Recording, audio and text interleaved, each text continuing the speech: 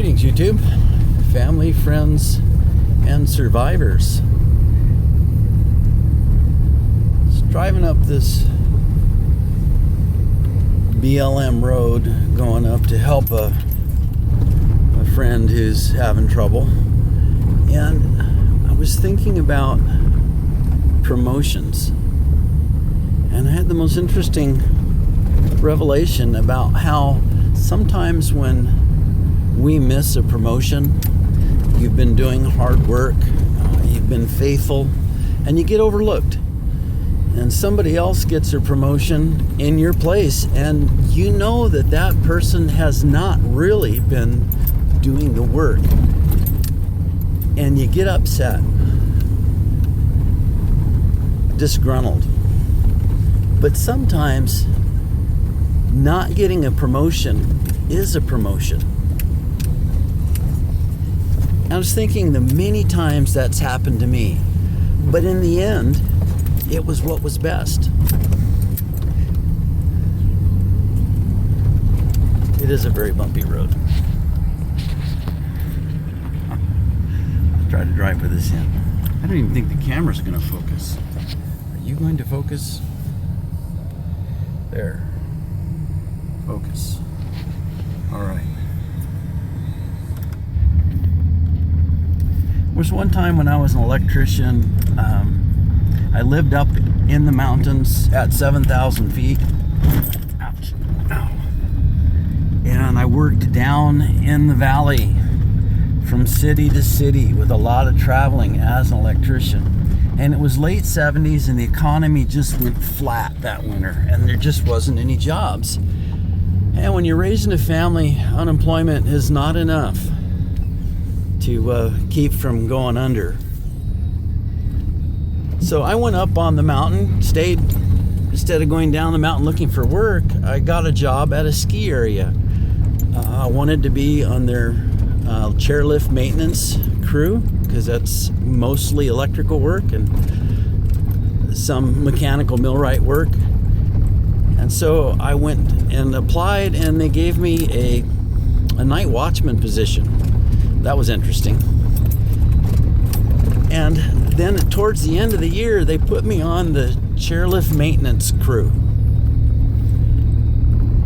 And I thought, this is neat. This is where I wanted to be. I worked really hard. I did way more than they asked me to do. I learned as fast as I could, and I wanted to be on the year-round crew. I didn't want to get laid off when the snow melted. I wanted to work full-time there because it was close to home.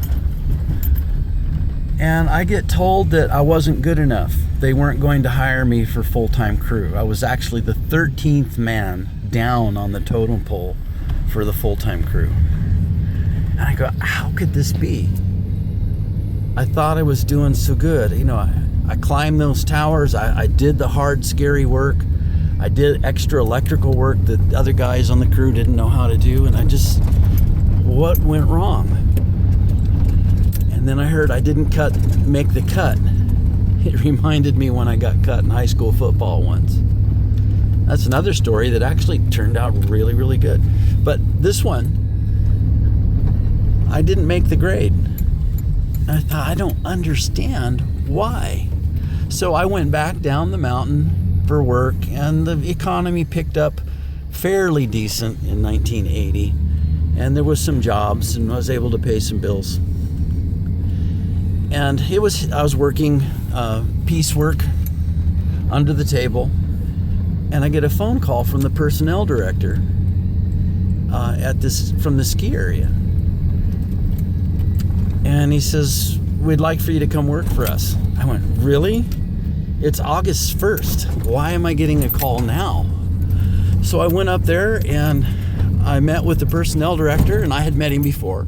He was the one that, had told me I had been laid off. And he hands me this big pile of manuals for all of the equipment on the mountain. And he says, you need to read through these things and see what the maintenance needs to be for these chairlifts before snowfly. Okay. So I'm working for a couple of weeks by myself, wondering, Well, what's going on? It's the full-time crew, 19-man full-time crew? Or did they like all go on vacation at the same time? I don't get it. So I'm doing the best I can trying to put this stuff together, and the owner pulls up in his pickup truck, Norwegian man, and he says, "I've been watching you." And I'm thinking, really? There's 350 employees in the wintertime. How could you even know my name? I don't ever remember running into you. He says, "I've been watching you and you come highly recommended." And then he says, "I suppose you're going to have to hire a crew." And then he left. Okay, now I'm the manager. Wow. And then became assistant general manager. So sometimes a demotion or getting overlooked isn't a bad thing. This is what he told me a few months later.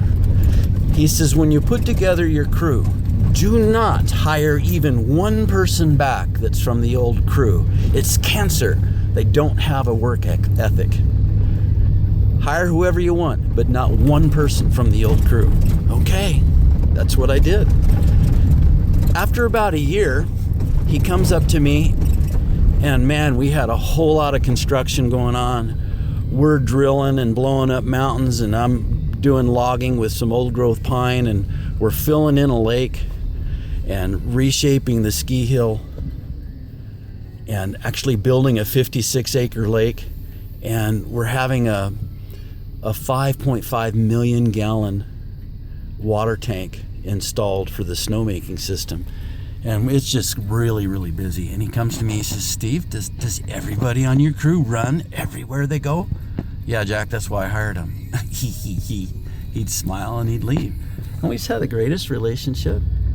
And you know, that only could take place because I got overlooked from the other crew. If I had been hired when I wanted to be hired, I would have been fired permanently and assumed to be part of that cancer.